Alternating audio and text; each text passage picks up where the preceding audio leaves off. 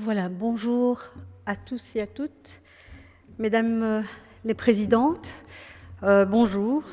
Madame Stéphanie Dose est chez elle ici, mais je voudrais accueillir la présidente de la Chambre, Madame Tillieu. Soyez la bienvenue parmi nous pour cette réunion commune du comité d'avis pour l'égalité des chances entre les femmes et les hommes du Sénat avec le comité d'avis pour l'émancipation sociale de la Chambre, représenté ici aussi par sa présidente, Madame Giroflée. Nous avons des sénateurs ici présents qui font partie du comité d'avis, mais aussi des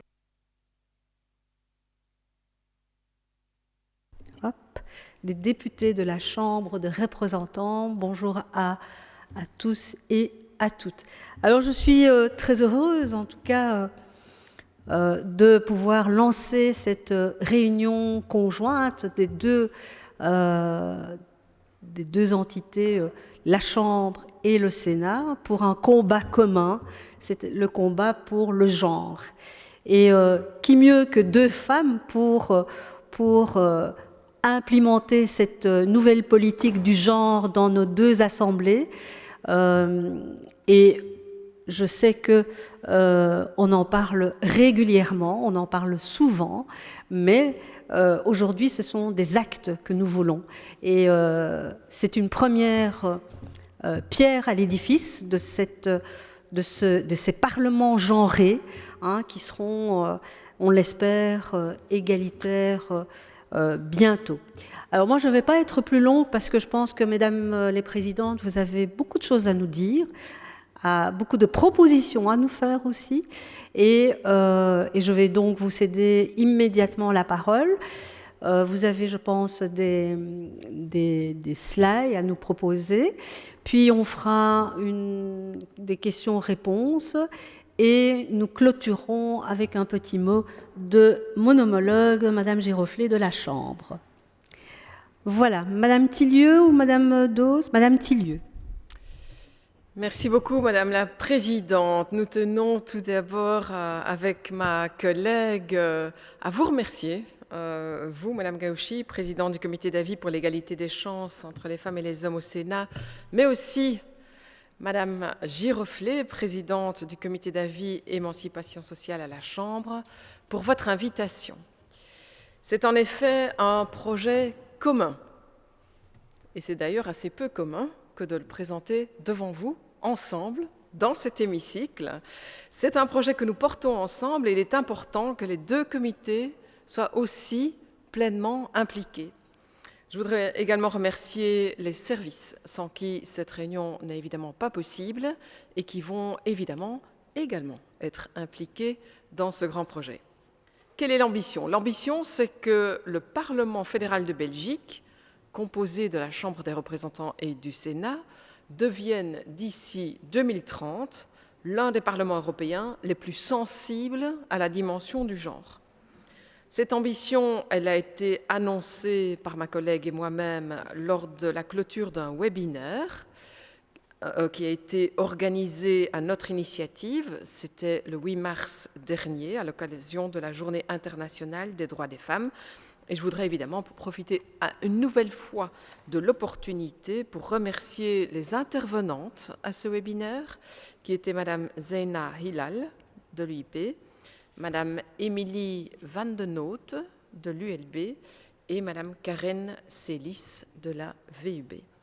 L'objectif vaut pour l'ensemble de l'institution parlementaire. C'est un objectif transversal qui concerne les parlementaires, les fonctionnaires et les collaborateurs politiques, bien entendu. À cette occasion, un travail conséquent a été réalisé conjointement au sein de nos deux assemblées par les services. Le travail a conduit à un screening totalement inédit sur la question du genre dans le fonctionnement de la Chambre et du Sénat, tant au niveau politique que dans le fonctionnement interne. La session 2020-21 constitue un momentum extrêmement important pour l'histoire politique de notre pays, justement pour renforcer encore l'égalité des droits des femmes et des hommes. Plusieurs étapes importantes ont été franchies. Une première fois, lorsque nous avons pu enfin voir désigner une femme première ministre. Un gouvernement fédéral qui s'est instauré en octobre dernier, qui est intégralement paritaire. La moitié des parlements en Belgique sont présidés par une femme. Et pour la première fois, 2 femmes à la présidence de la Chambre et du Sénat. Toutes ces premières, ces avancées vers une participation plus équilibrée ne doivent cependant pas laisser croire que l'objectif final est atteint, que tout est pour autant acquis.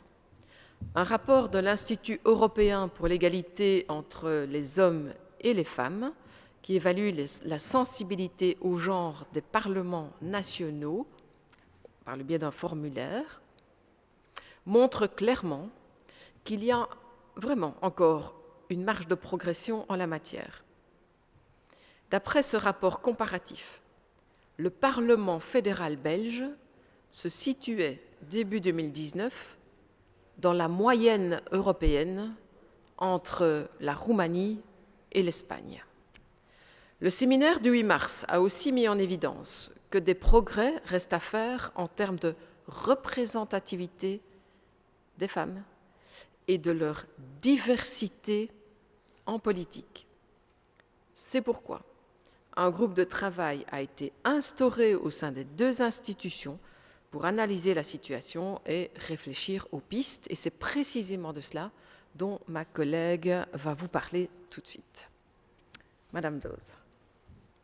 Merci Eliane en ook uiteraard in mijn naam hartelijk dank voor deze uitnodiging. Ik vind het zeer fijn dat we onze plannen hier uiteen kunnen doen. Nu, om verder te gaan wat Eliane al vertelde, werd er dus binnen de 2 instellingen een werkgroep gender opgericht. De werkgroep gender is eigenlijk opgericht om de situatie te analyseren en vooral ook om na te denken over toekomstige verbeteringen, over toekomstige zaken die we samen kunnen aanpakken. Nu, het lijkt ons dus wel vandaag van heel groot belang dat niet alleen de ambitie die Eliane en ik zelf hebben uitgesproken naar aanleiding van 8 maart, maar dat die ambitie ook samen kan gedragen worden, ook samen door onze beide assemblees. En we willen en we hopen ook dat iedereen hierbij zal betrokken worden. En met iedereen bedoelen we dan niet de Kamerleden en de senatoren, maar bedoelen we iedereen die onderdeel is van onze parlementaire gemeenschap. Dus we hebben het dan van de onthaalbediende tot de griffier, van de parlementaire medewerker tot de fractieleider. Dus op zich is dit een verhaal dat we hopen dat door iedereen kan gedragen en voldragen worden. Maar tegelijkertijd hopen we natuurlijk ook dat de leden van de adviescomité's, dus specifiek naar jullie allen, dat jullie ook mee gangmaker worden in dit politieke proces en dat we ook samen op het politieke niveau onze verantwoordelijkheid kunnen opnemen. Uiteraard, Eliane en ik kunnen als voorzitster de bal aan het rollen brengen, maar het is natuurlijk ook belangrijk dat jullie de bal aannemen en ze in de goal shotten om in termen van het toekomstige EK te blijven. Nu goed, de werkgroep gender. De eerste vergadering van die werkgroep gender die is eigenlijk nog maar onlangs geweest. Die was op 20 mei jongstleden en het is hier ook, wanneer we het hebben over premières, kunnen we hier ook weer een keer van een première spreken. Het is de eerste keer in de geschiedenis van onze 2 instellingen dat een bicamerale werkgroep wordt opgericht. Ik denk dat jullie zullen in de toekomst heel veel bicamerale initiatieven zien. Dat is toch alvast de vooropstelling van Eliane en ikzelf. Nu, de interne samenstelling van de werkgroep is multidisciplinair, aangezien zij gebaseerd is uiteraard op een representatieve selectie uit het personeel van Kamer en Senaat en vanuit de verschillende diensten. Nu, het doel van die werkgroep is eigenlijk om vanuit genderperspectief een kritische en vooral ook transversale analyse te maken op basis van cijfers. Dus eigenlijk een eerste screening, een eerste monitoring op alle aspecten van de werking van Kamer en Senaat. En dat zijn dan eigenlijk op de volgende 4 aspecten, dus vooral op politiek vlak. De toegang van vrouwen tot het parlement, de paritaire samenstelling van de organen van Kamer en Senaat. Op het vlak van communicatie en beeldvorming. Ik zie hier ook allemaal vrouwen rondom mij en dat is fijn, maar spijtig genoeg, dames, is het niet altijd zo, integendeel. Op het vlak van infrastructuur en tenslotte met betrekking tot het personeelsbeleid. Dus dat zijn eigenlijk de 4 aspecten die de werkgroep Gender zal zich op toespitsen. Die hebben een gezamenlijke startnota opgesteld op basis van de voorbereidende documenten natuurlijk die we gebruikt hebben voor het webinar van 8 maart en een methodologie werd voorbereid. Men zal maandelijks vergaderen. Ik denk dat dat heel belangrijk is dat we daar een zekere cadans in gaan steken. We zullen werken met tussentijdse verslagen, met deelresultaten en er zal jaarlijks gerapporteerd worden aan ons. Naast de aspecten in verband met het verzamelen van cijfers op korte en op middellange termijn besprak de werkgroep ook het eventueel gebruik van de toolbox. Dat is een toolbox in verband met genderbewuste parlementen van de IPU, de Interparlementaire Unie. En we zouden dus ook vragen dat we eventueel ook beroep kunnen doen op de Interparlementaire Unie en het inroepen van hun expertise. Voilà.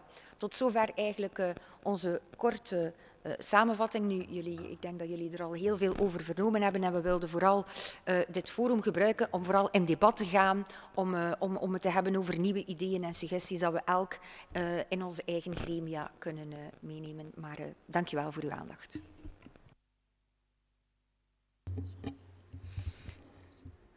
Merci Madame Dauz et Madame Tillieu. Alors je vais ouvrir la discussion générale et lancer évidemment le débat, questions-réponses, et je vais voir, parce qu'il y a des personnes derrière moi et devant, donc voilà. Je vais prendre note des parlementaires qui souhaitent poser une question à nos 2 présidentes. C'est... J'ai failli dire, c'est tellement rare d'avoir 2 présidentes, mais je sais, mesdames, que depuis que vous êtes installées toutes les 2, il y a vraiment un travail de collaboration qui s'est inscrit et que dans vos agendas, vous avez souvent des réunions ou des webinaires ensemble pour porter en tout cas la voix du Sénat et de la Chambre et pour travailler vraiment en parallèle. Et parfois, je pense que là où les femmes sont dans les pouvoirs, eh bien, ça peut aller très vite puisque nous avons souvent le besoin d'aller droit au but. Donc voilà, je ne sais pas qui voudrait s'inscrire. Oui, Madame de Lavely, vous avez la parole, il faut juste... Voilà. Vous pouvez enlever votre masque parce que les micros ont été désinfectés. Okay. Et je remercie les services, bien évidemment, pour ce travail. Comme chaque fois, oui. Merci beaucoup, Madame la Présidente. Je vais faire très, très court, mais d'abord saluer l'initiative qui a été prise par nos présidentes. On a plein de présidentes aujourd'hui. Les présidentes d'Assemblée, de lancer ce processus. Je pense que vous avez raison de souligner le fait qu'on est dans un momentum historique, notable, et que si on loupe cette opportunité-ci d'avoir une réflexion approfondie sur la place des femmes dans les parlements, alors quand est-ce qu'on le fera? Et donc, j'ai déjà plusieurs fois eu l'occasion de me réjouir, c'est mon premier mandat de député, et d'arriver au Parlement au moment où on a une première femme première ministre et une première femme présidente de la Chambre. C'est presque un honneur en soi d'arriver à ce moment-là. Alors, j'ai essayé de m'approprier le mieux possible ce que vous avez présenté. Il me semble que c'est vraiment intéressant d'entendre que c'est un processus que vous proposez. Même si ce n'est pas encore tout à fait clair, alors ça, sans presser, parce que comme on est au début d'un processus, je peux imaginer que toutes les réponses ne soient pas préparées, mais la première question sera finalement en termes de finalité, qu'est-ce que concrètement on attend quoi? Parce qu'il y a certaines choses qui pourraient faire l'objet d'un travail législatif. Est-ce qu'on a ça en tête? Ou est-ce que c'est plus en termes administratifs avec des règlements de travail, avec le règlement de la Chambre, le règlement du Sénat qui doivent être mis à jour? Est-ce que c'est ça qu'on a finalement à terme en tête? Et si oui, j'imagine que c'est avant la fin de la législature, tant qu'on bénéficie de votre présence. Donc avoir une meilleure idée de concrètement le processus, même si on a entendu qu'il y avait une réunion par mois avec un rapportage après 1 an. Alors peut-être juste mentionner aussi que vous avez mentionné les quatre objectifs du groupe de travail. Donc au niveau politique, communication, si j'ai bien compris, le 2e, infrastructure et plus gestion des ressources humaines. On a fait un peu le travail en interne de notre groupe et on est tombé quasi exactement sur les mêmes thèmes. Donc je pense que ça fait complètement écho à ce qu'on perçoit. Peut-être autre chose, c'est que vous avez mentionné le fait que vous allez travailler main dans la main aussi avec la perspective des travailleurs et des travailleuses de la Chambre et du Sénat. Ce qui était notre première préoccupation aussi en tant qu'écologistes, parce qu'on sait que ce qui nous impacte, nous, en tant que femmes politiques, impacte très fort et parfois plus fort encore les personnes qui travaillent avec nous, autour de nous, et donc ça nous paraissait très important. Alors juste pour le détail, nous on avait au sein des thèmes que vous avez identifiés, il nous a semblé que la question au niveau du travail politique, il y a plusieurs facettes. Il y a l'accessibilité évidemment, la diversité des femmes dans les instances, bien entendu. Peut-être aussi, je ne sais pas où est-ce qu'il faut le mettre, mais toute la réflexion sur les horaires et le temps de travail. Comment est-ce qu'on organise le travail politique? Ça nous paraissait vraiment important, tant pour les équipes que pour les députés et les députés, les sénateurs et les sénatrices, parce que ce qui impacte les femmes impacte aussi les hommes dans une autre mesure, bien entendu. Mais c'est quelque chose qui nous paraissait vraiment important à avoir à l'œil. Et alors peut-être un détail, parce que je ne suis pas sûre de l'avoir entendu, qui est aussi dans le travail politique, d'objectiver, mais vous avez dit que vous allez partir de chiffres, objectiver aussi jusque dans les détails les prises de parole, qui prend la parole quand, comment, en plénière, en commission. Finalement, la parole, elle appartient à qui et sous quel mode? Il y a des professionnels qui travaillent là-dessus depuis des années. Et ça, ce sera peut-être la dernière question à ce stade-ci. C'est dans le groupe de travail, est-ce que vous allez être accompagné par des personnes dont c'est le métier de faire des gender analyse des collectifs pour pouvoir affiner ce type de perception aussi. Mais voilà, je pense que surtout le plus important de ce qu'on voulait dire, c'est célébrer le fait que ce travail est en cours, vous garantir que vous aurez tout notre soutien aux différents moments et qu'on se réjouit déjà d'avance de voir les résultats. Voilà, à ce stade. Merci beaucoup. Merci, Madame la députée. Alors, je vais céder la parole à Madame Tillieu d'abord, et puis Madame Dose. Voilà. Oui, bien volontiers, Madame la Présidente. Je remercie Madame la députée pour son intervention, son intérêt. Et puis je vois que le travail se prépare, puisqu'il y a même en interne du groupe une réflexion à ce sujet. Donc vraiment, je voudrais remercier. Mais pour vous connaître un peu depuis le début de la législature, je sais combien vous êtes personnellement impliqué dans cette thématique, effectivement.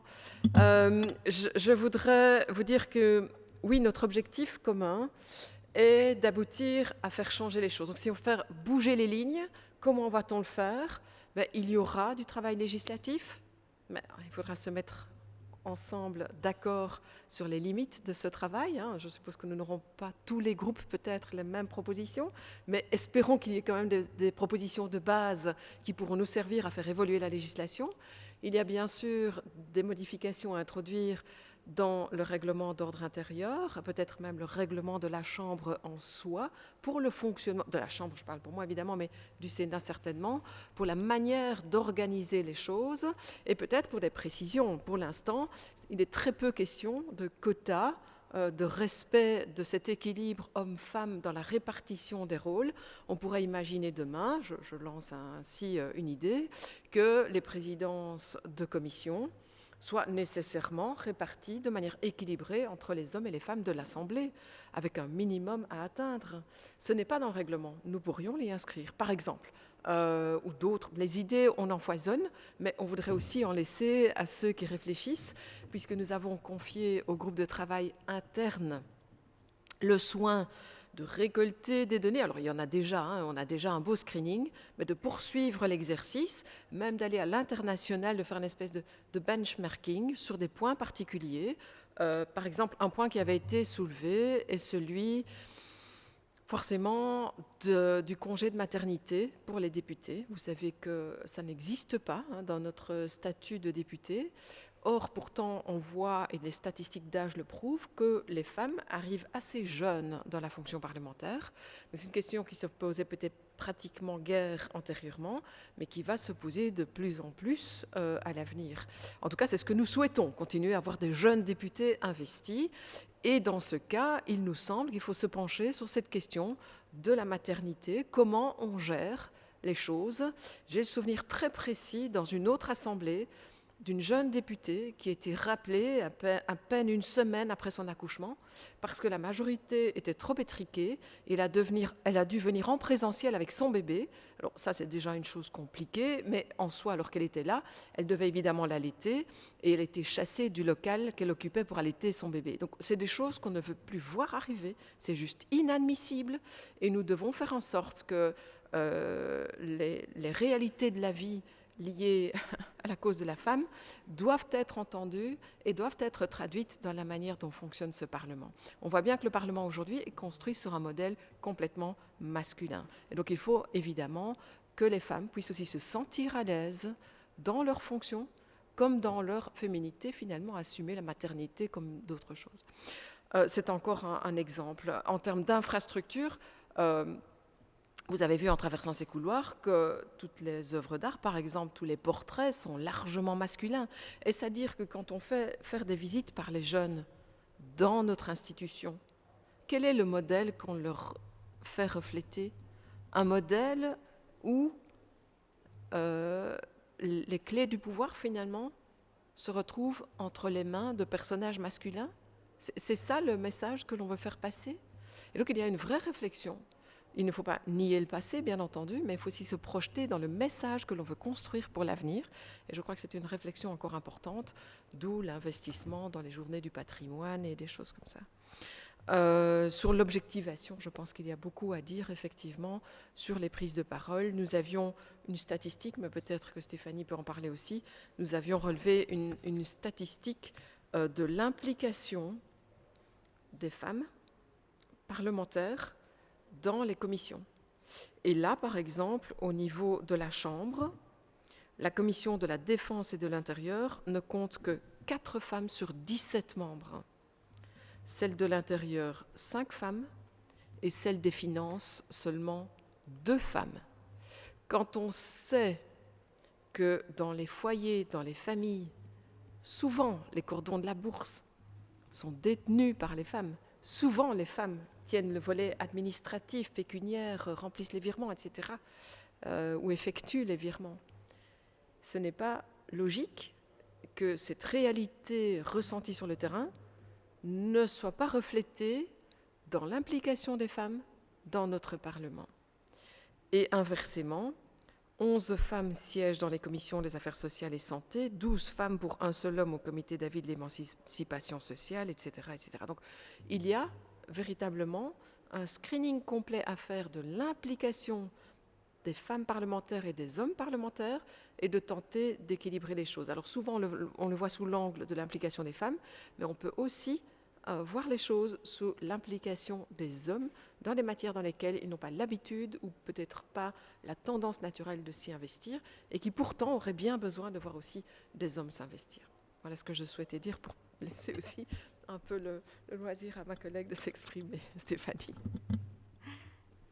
Dank u wel, Eliane. Nu natuurlijk sluit ik mij volledig aan bij wat jij allemaal hebt aangegeven. Nog even de finaliteit en het objectief en de timing waarop dat we ons willen aligneren, is dat we vooropgesteld hebben dat we tegen 2030 het meest genderbewuste parlement van Europa willen worden. Dus dat is op zich natuurlijk legislatuuroverschrijdend. Wil dat zeggen dat we pas in 2027 aan het werk mogen gaan? Uiteraard niet. Dus elk baken dat we kunnen verzetten, elk reglement dat we kunnen wijzigen, willen we natuurlijk ook deze legislatuur doen. Maar natuurlijk, het is een tanker die we willen keren. En een tanker keren, dat heeft natuurlijk ook wel tijd nodig. En ik hoop dan ook natuurlijk dat onze opvolgers, en gelukkig hebben we wel nog wat tijd, maar ook dat onze opvolgers toch wel een stuk gebonden zijn door de stappen die wij willen vooruitzetten en dat dan effectief die finaliteit in 2030 wordt bereikt, dus wat dat ons objectief zal zijn.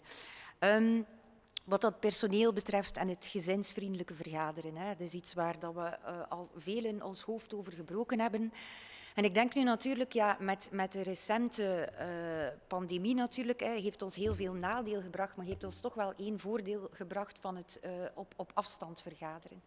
En ik denk dus ook, en ik hoop dus ook, en ik kijk daar een beetje ook naar Elian toe, dat we ook wanneer dat het fysiek weer mogelijk is om samen te komen, dat we toch ook rekening ermee houden dat het niet altijd fysiek hoeft te zijn.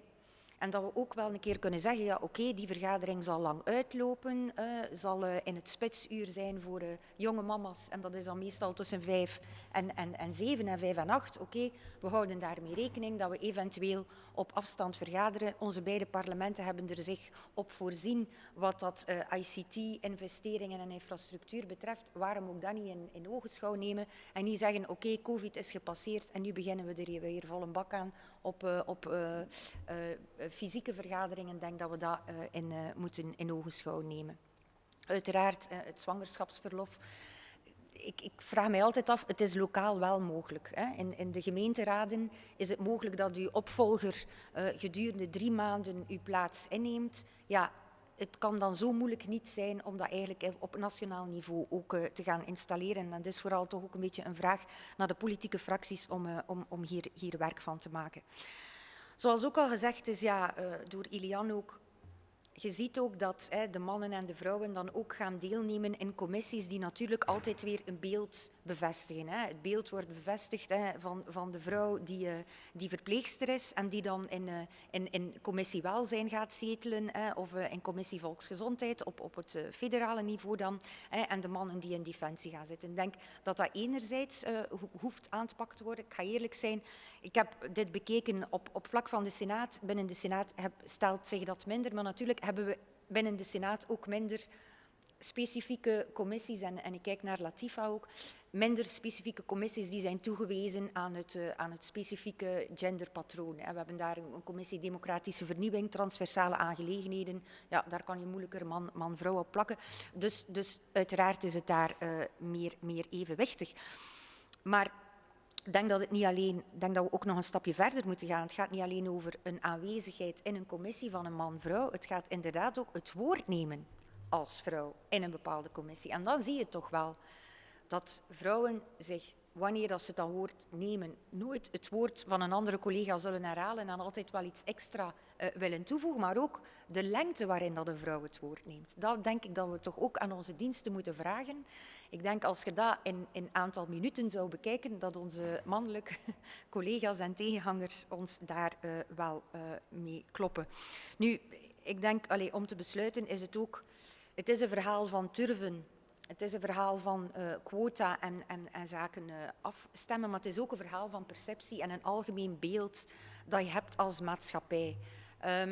En daarvoor proberen wij natuurlijk ook met jullie samen een voorbeeld te zijn. En ik denk als we dit al in eerste instantie die perceptie voor een eerste ding kunnen keren, dat we daarvoor niet de grote tellingen moeten doen, maar gewoon er effectief al zijn, de zaak op de agenda plaatsen, dat we hiermee eigenlijk al een grote stap zetten bij deze. Merci, Mesdames les Présidentes. Madame la députée, vous souhaitez répliquer ou vous avez eu les réponses que... Bien, merci. Alors, oui, effectivement, lorsqu'on voit souvent dans les parlements, ce sont des femmes qui président les comités égalité hommes-femmes, sauf une exception.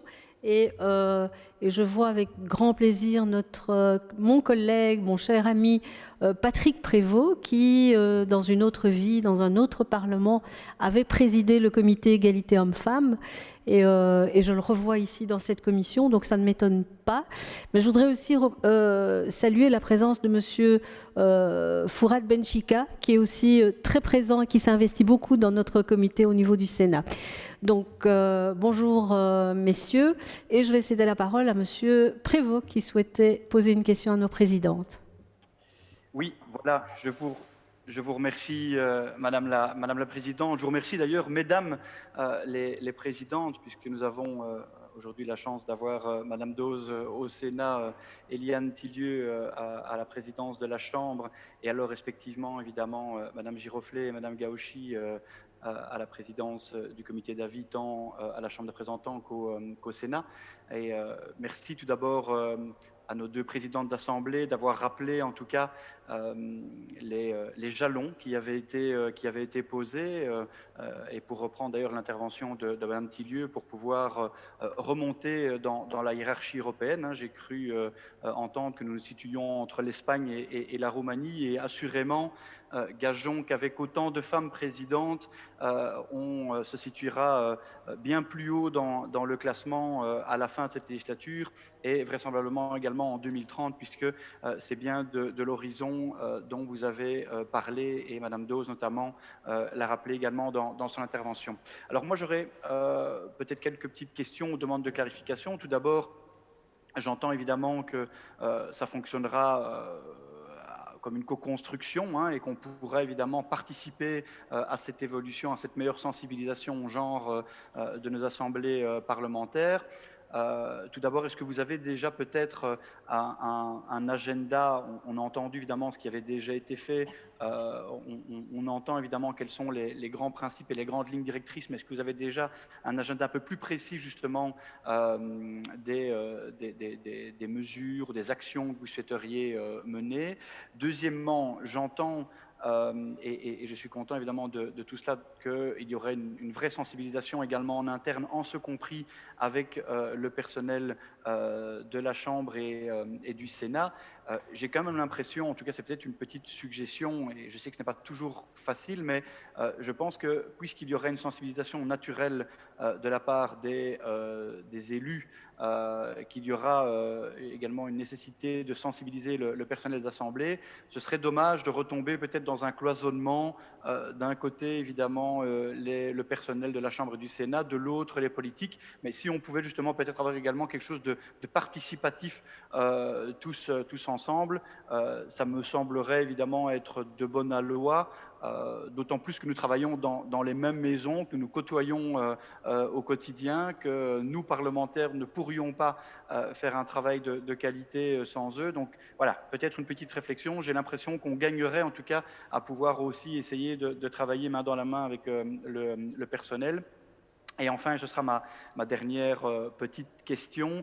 Madame Tillieu l'a déjà abordé lors de sa première réponse à Madame de Laveley, mais est-ce que vous attendez, quel est en tout cas le rôle que vous souhaitez que les différents partis démocratiques puissent jouer également dans ce sens? Voilà en tout cas les quelques réflexions, interrogations, demandes d'informations complémentaires que je souhaitais vous soumettre, tout en vous remerciant une nouvelle fois pour cette initiative et en espérant évidemment pouvoir continuer à travailler à vos côtés. Merci Monsieur Prévost. Madame Tillieu ou Madame Dose? Madame Tillieu d'abord. Oui, bien sûr, Madame la Présidente, je remercie une voix masculine. Merci Monsieur Prévost de votre voix parmi nous ici aujourd'hui. Je crois que c'est tout aussi important que de prôner une meilleure implication des femmes que de voir aussi les hommes s'investir dans ces questions de plus d'égalité, d'une société plus équilibrée et plus représentative de ce qu'elle est sur le terrain et de retrouver cela comme exemple dans notre Parlement. Donc déjà, merci à vous et à vos collègues masculins qui assistent à nos travaux et participent à nos travaux.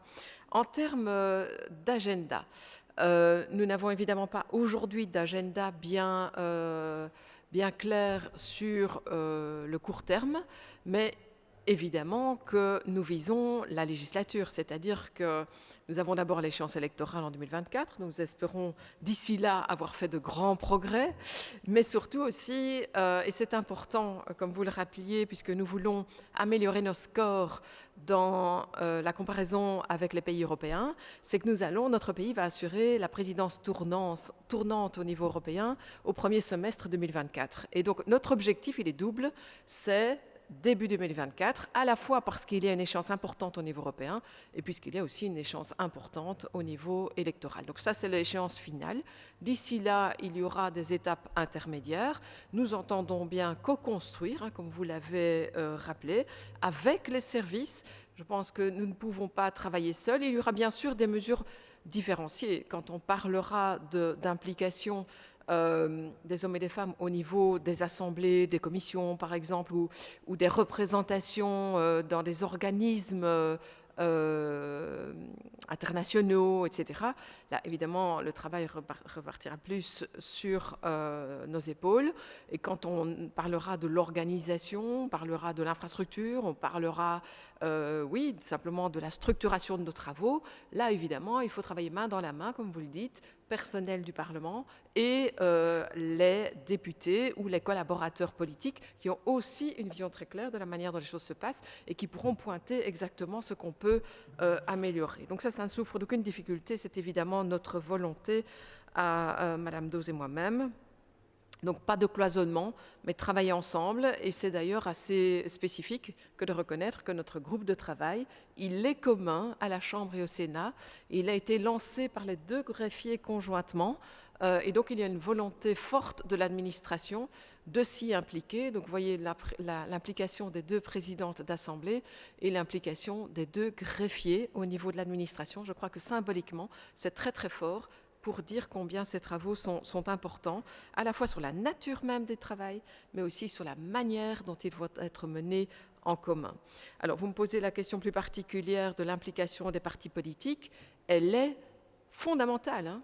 Si on n'a pas à nos côtés des structures de partis qui nous aident à construire des raisonnements, des réflexions, une vision d'avenir qui est fondée sur ce nécessaire équilibre homme-femme dans la société, évidemment qu'on n'y parviendra pas. Il faut que nous réussissions à obtenir dans cette Assemblée un consensus global sur la manière de voir la société demain, de comment elle va évoluer pour porter tous ces changements. On parle par exemple, est-ce que les femmes et les hommes ont des chances égales d'entrer au Parlement ? La Constitution, elle dit les hommes et les femmes sont égaux et on consacre l'égalité d'accès au mandat politique, elle doit être garantie. C'est vrai, il y a des listes électorales pour lesquelles on a des quotas, mais néanmoins, tout n'est pas encore fait. On n'a pas une alternance obligatoire sur l'ensemble des listes. C'est le cas pour certaines élections, mais pas pour toutes.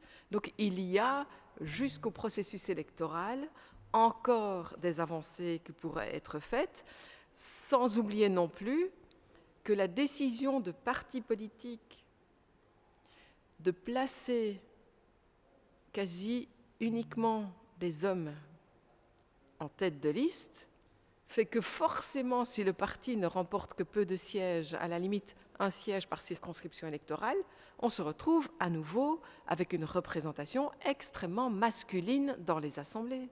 Et donc, il y a évidemment une implication très forte des partis politiques dans la question de vouloir une meilleure consécration de la représentation des hommes et des femmes dans ce Parlement. Ce n'est pas tout d'en parler, c'est aussi le fait d'en faire une réalité dans les actes que l'on pose. Tout ne pourra pas se traduire dans les textes, parce qu'il faut laisser de la souplesse, mais dans l'esprit, je crois que l'implication des partis politiques est plus forte encore et plus fondamentale encore que tout le travail que nous pourrons réaliser ici au sein de notre Assemblée. Voilà ce que je voulais dire en réponse à votre question. Merci.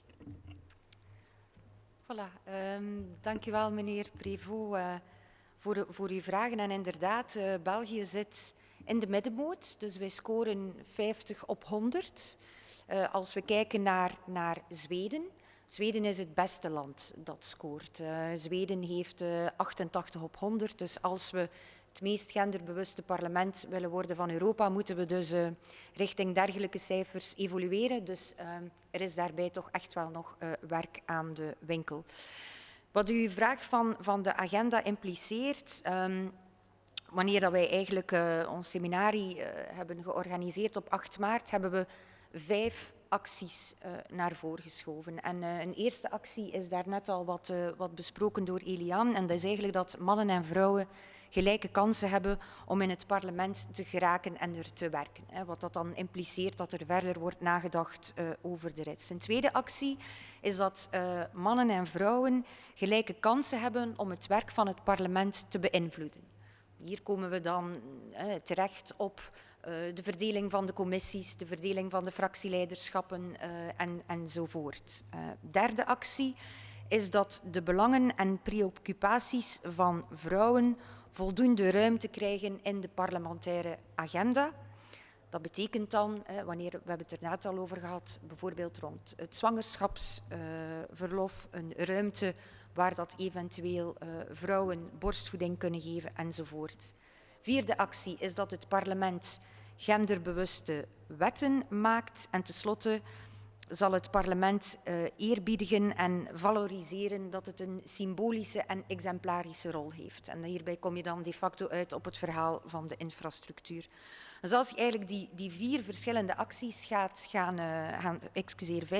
acties gaat gaan bekijken, dan kom je erop neer dat er een aantal zaken uiteraard door ons in het reglement, en dat is dan uiteraard samen met het bureau, kunnen aangepakt worden. Wanneer het dan gaat over spreektijd, wanneer dat het gaat over eventueel dan een uitvoering van zwangerschapsverlof. Maar natuurlijk, dat eigenlijk het meest belangrijke, bijvoorbeeld als het gaat over genderbewuste wetgeving, ja, dat die rol wel een heel groot stuk wordt toebedeeld aan de politieke partijen. Dus ik denk dat het belangrijk is wanneer dat we die 5 verschillende acties gaan uitpuren tot de specifieke omzetting van zaken die moeten gebeuren, dat we dat samen doen. Wat dat u dan nog stelde over het participatief proces binnen het personeel, nu de bicamerale werkgroep, zoals Eliane zegt, een unicum die nu is opgericht, dat bestaat uit een vertegenwoordiging van het personeel van Kamer en Senaat. We kunnen eventueel vragen aan de werkgroep dat daar op regelmatige tijdstippen ook wordt teruggekoppeld naar het personeel en dat we daar kijken of dat daar ook een participatief proces in die zin tot stand kan worden gebracht. Ik vind dat op zich wel een zeer goede suggestie. Oui, Madame Tillieu. Oui, peut-être ajouter, Madame la Présidente, parce que tout à l'heure j'ai pris un exemple assez fort, en tout cas dans la tête de chacun d'entre nous par rapport au processus électoral. Mais par rapport à l'implication des partis, je crois qu'il y a encore autre chose. C'est que souvent, on nous dit, mais enfin, on ne trouve pas beaucoup de femmes qui osent. On a parlé tout à l'heure, la question d'oser faire le pas. Et donc, je crois que dans le rôle que l'on pourrait souhaiter dans les différents partis politiques, c'est aussi un rôle d'investissement dans la formation, dans des programmes de management, dans des formes de mentorat, pour aider les membres féminins ou masculins aussi, aider chacun à pouvoir oser et à se dire que moi aussi je peux, d'où le rôle d'exemplarité dont Stéphanie parlait aussi tout à l'heure, est fondamental, c'est primordial. Et là, je crois que les partis aussi ont un rôle à jouer. Merci beaucoup pour cet ajout. Qui reflète évidemment la réalité partout dans notre pays. Et la formation, vous en parliez, formation politique avant les élections, évidemment qu'elle est importante. Et je pense, comme je préside aussi la commission éducation dans une autre assemblée, je pense que la formation genrée dès le plus jeune âge est importante, qu'on arrête de cloisonner les filles comme institutrices, infirmières, etc. Et donc il y a aussi une réflexion, je pense, partout pour que dès le plus jeune âge, on ne clive pas les choses, on ne clive pas les gens dans des fonctions, dans des professions complètement féminisées ou masculisées. Et donc ça viendra en tout cas en complément à vos actions et à nos actions ici dans les deux assemblées. Alors, j'ai Madame Duren qui avait souhaité prendre la parole, mais on n'arrive pas à la joindre. Je pense qu'elle est en commission. Je suis là. Ah, Madame Duren, on ne vous voit pas, c'est pour ça. Bonjour, Madame Duren. Bonjour, Madame la Présidente. Mais je voulais avant toute chose m'excuser. Si je mets la caméra, j'ai un problème de connexion. Oui. Donc c'est pour ça que je me permets, c'est pas poli du tout, donc je commence par vraiment m'excuser auprès de tous. Pas de souci, Madame Duren. Je laisse la caméra coupée. Voilà, merci Madame la Présidente. Je voulais avant toute chose également remercier Madame Tillieu et Madame Dose pour leur présence aujourd'hui. Très heureuse, Madame Tillieu, de vous revoir. Vous ne me voyez pas, mais moi je vous vois. Je suis vraiment très heureuse et je vous félicite. J'ai pas eu l'occasion de vive voix pour votre nouvelle fonction. Alors voilà, je ne vais pas redire tout ce qui a été dit. Très heureuse également de retrouver mon collègue Patrick Prévost. Aujourd'hui, il a toujours été en première ligne de tous les combats. Salut Patrick. Voilà, donc le travail est en cours, hein, je l'ai bien entendu, c'est bien, c'est un point positif, on ne peut que bien sûr se réjouir. Donc je l'ai entendu, vous disiez, mesdames les présidentes, donc groupe de travail qui se réunira tous les mois avec un agenda, vous l'avez dit Madame Tillieu, donc inutile de répéter. Je voudrais simplement dire que l'objectif a été très bien défini, il faut absolument faire bouger les lignes. Je ne reviendrai pas en long et en large, vous l'avez fait Madame Tillieu sur l'événement que nous avons connu au Parlement wallon d'une de nos collègues avec son bébé. Ça a été franchement inadmissible, c'est inacceptable. Donc ça ne peut plus jamais se reproduire. Les femmes ont leur place dans la société, ont leur place au sein des parlements. Et donc il est vrai que le Parlement a été construit sur un modèle masculin, mais il est grand temps de bouger les lignes, même si le travail a commencé. Alors j'ai quelques petites questions qui peuvent être peut-être des pistes de réflexion pour le groupe de travail ou des réponses peut-être apportées de suite par vous deux, mesdames. Donc la première, c'est que, on le sait, la Belgique, vous l'avez dit à plusieurs reprises, hein, se situe bien dans la moyenne européenne en matière des parlements sensibles au genre. Le classement est mené par la Suède. Et donc, j'aurais aimé savoir aujourd'hui, en connaître peut-être les règles, les avancées suédoises qui pourraient être implémentées chez nous. Est-ce qu'il y a déjà eu une réflexion à ce sujet? Est-ce qu'il y a déjà des réalisations qui sont envisageables et qui pourraient être en cours? Deuxième question, c'est que la moyenne des femmes parlementaires dans le monde est de 25,5% et de 20,9% pour les présidences d'assemblée.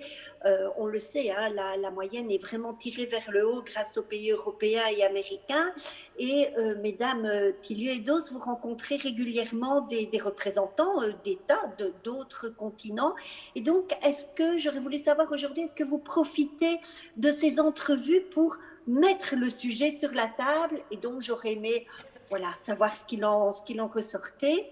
Et alors, on parlait également d'une échéance importante, 2024, avec notamment les élections, cette échéance électorale, et on vante souvent, et là, il faut vraiment réfléchir, les mérites de la tirette sur les listes électorales.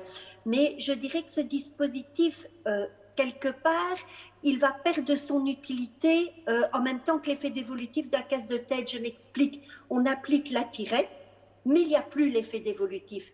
Eh bien, nous pourrions alors nous retrouver avec des hommes, si plusieurs élus sur une même liste. Donc, c'est vraiment à réfléchir. Donc, la tirette et l'effet dévolutif de la casse de tête, parce que le maintien, je dirais, de l'une peut-il aller de pair avec la disparition de l'autre? Donc, je crois que c'est une réflexion à avoir dans le groupe de travail. Voilà, je vous remercie pour vos réponses et très heureuse encore de vous revoir.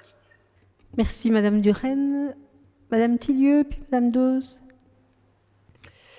Oui, merci Madame la Présidente. Je suis également heureuse, non pas de vous revoir, mais de vous entendre, Madame Duren. Ça fait plaisir effectivement de retrouver votre voix. qui porte aussi celle de plus d'égalité entre les femmes et les hommes. Vous me demandez quelles avancées dans d'autres pays pourraient être implémentées chez nous.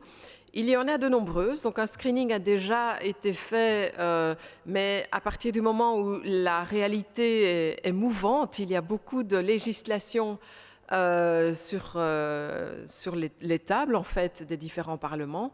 Nous avons justement demandé à ce groupe de travail commun, Chambre et Sénat, de refaire le tour de ce screening pour mettre à jour. Donc le 8 mars, nous avions déjà eu Madame Giroflée était présente, nous avions, et Madame Gauchy aussi, nous avions déjà eu une présentation qui est disponible dans les travaux parlementaires sur une comparaison au niveau mondial finalement des bonnes pratiques pour l'implication des femmes au niveau politique ou les mauvais exemples également. Donc je pense que ce sont des exposés qui étaient assez enrichissants pour la nature des propositions qu'elles pouvaient comporter. Et le travail se poursuit au niveau du groupe de travail pour voir concrètement quelles sont les initiatives qui pourraient être implémentées chez nous, compte tenu de notre environnement spécifique également. En termes de relations internationales, je peux vous dire que chaque fois que nous recevons un hôte dans cette maison du Palais de la Nation, Madame Dawes et moi-même, nous abordons mais quasi immédiatement le sujet en ne laissant pas partir et filer l'opportunité qui nous est offerte, parce que souvent c'était l'occasion aussi de nous féliciter lorsque les invités arrivent face à Madame Dawes et moi-même et ils se rendent bien compte que ce ne sont pas les traditionnelles figures masculines qu'ils rencontraient auparavant. Et donc très automatiquement, il y a un petit mot de sympathie sur l'arrivée de femmes à ces postes. Et pour nous, c'est l'opportunité à chaque fois de saisir cette main tendue pour évoquer la réalité dans le pays dont on parle, dont sont issus les visiteurs. Et parfois, évidemment, dans les notes préparatoires, il est aussi indiqué les statistiques pour la représentation des femmes ou qui préside l'Assemblée ou les différentes commissions. Et donc, c'est à chaque fois, vous pouvez nous faire confiance, c'est à chaque fois l'opportunité de taper encore une fois sur le clou et de faire comprendre à l'international combien il est important que les femmes et les hommes puissent remplir ces rôles qui sont des rôles de pouvoir, qui sont des rôles importants en termes d'exemple pour la société. Donc de ce côté-là, pas de difficulté, je pense, Madame Duren. Et enfin, sur la tirette, vous avez raison, il y a énormément de réflexions à mener sur la tirette, sur l'effet dévolutif de la case de tête, qui peut être positif comme négatif, mais tout ça, c'est un vaste débat que nous ne pourrons pas mener aujourd'hui, mais qui est intéressant à identifier en termes d'impact de genre, bien entendu. Je vous remercie. Merci Madame Tillieu. Madame Dawes, très rapidement, parce qu'il ne nous reste plus beaucoup de temps. Oké. Le temps passe vite en votre compagnie. Heel kort. Nog ter aanvulling bij de buitenlandse vertegenwoordiging. 3 zaken. 1, Eliane en ikzelf hebben ook afgesproken dat we zoveel mogelijk dingen samen doen. Dus dat betekent wanneer dat er een ambassadeur komt die ons beiden wil ontmoeten, een staatshoofd of dergelijke meer, proberen wij zoveel als mogelijk onze agenda samen met elkaar af te stemmen. Ik begrijp vanuit de diensten dat dat ook redelijk historisch is en dat dat ook een redelijk unicum is dat wij dat, en ik denk dat dat typisch vrouwelijk is, vanuit een efficiëntie-oogpunt samen organiseren. 2, heel belangrijk, maar eind dit jaar is het eigenlijk 100 jaar geleden dat de eerste vrouwelijke Belgische parlementair de eed heeft afgelegd in de Senaat. Dat is Marie Janson. Dus Marie Janson heeft eind december 1921 de eed afgelegd. Dus wij gaan ook samen weer opnieuw daar in het najaar, wanneer dat natuurlijk de COVID-maatregelen het toelaten, zullen wij daar colloquia rond organiseren. Ik dat ook samen met de voorzitter van het adviescomité, om ook weer opnieuw te duiden van ja, het is nog maar 100 jaar geleden. we zijn er nog niet en we zijn bezig met die en die en die zaken. 3. In het najaar zal er opnieuw een interparlementaire conferentie plaatsvinden van de IPU.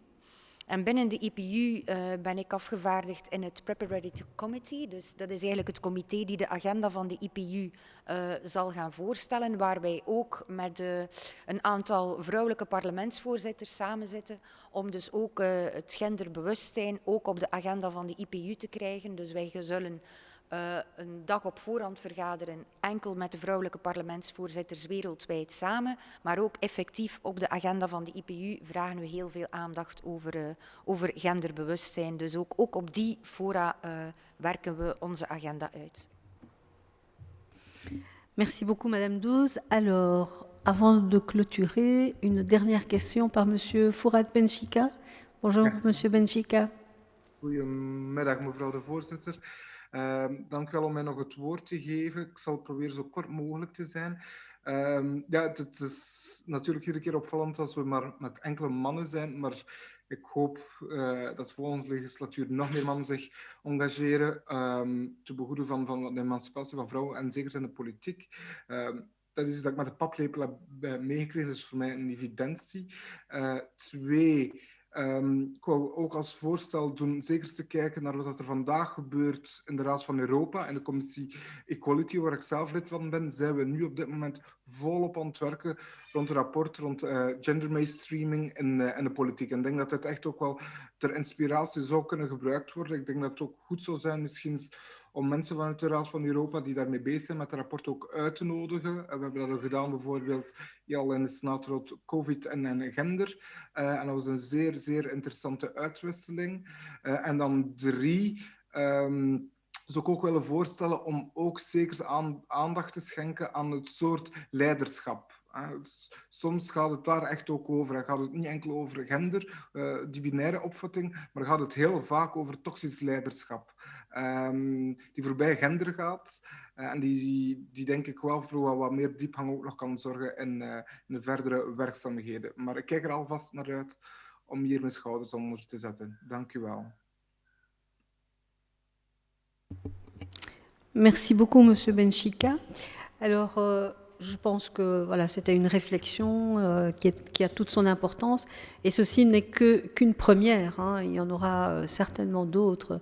Des commissions mixtes comme celle-ci, je pense qu'on pourrait en organiser, en tout cas, on pourrait le faire avec Madame Giroflée, bien entendu, sur des thématiques genrées. Et le Conseil de l'Europe sera évidemment le bienvenu. Et je vais céder la parole à mon homologue, Madame Giroflée, pour clôturer cette belle après-midi qui augure en tout cas de bonnes choses. Et je fais confiance à nos deux présidentes.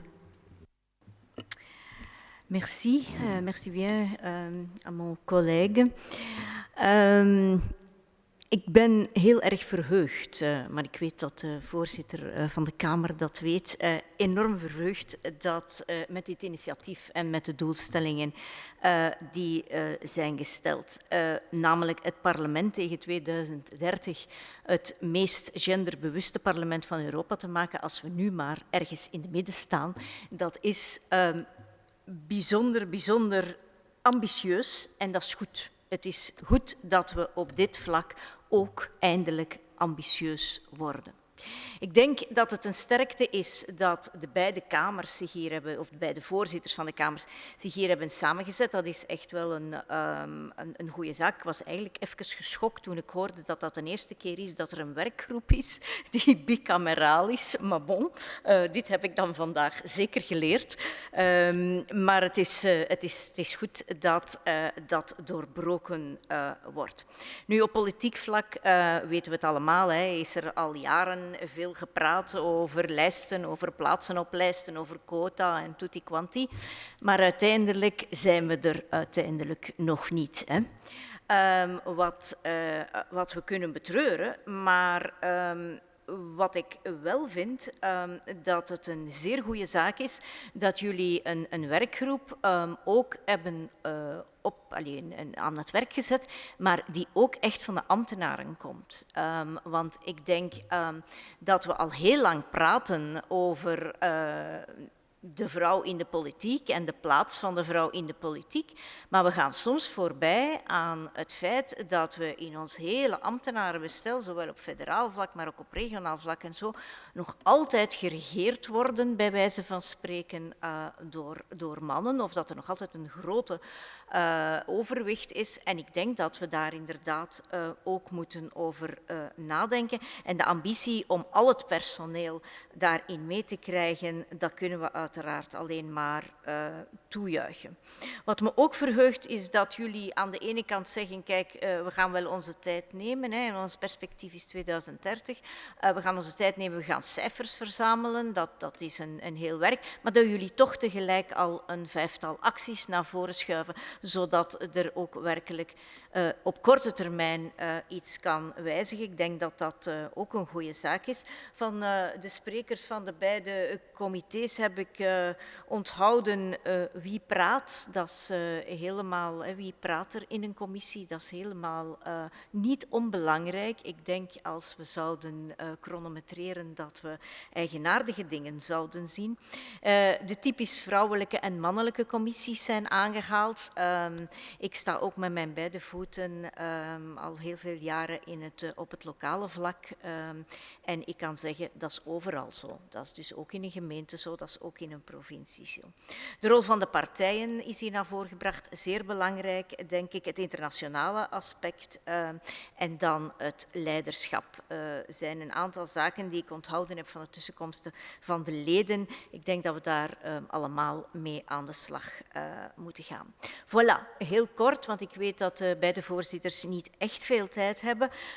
Ik wil u dus bijzonder hartelijk bedanken, madame Tillieu en mevrouw Doze, om hier vandaag te zijn. We zijn daar allebei bijzonder blij mee. Maar we gaan u ook onmiddellijk vragen of we u binnen afzienbare tijd ook nog eens terug mogen vragen.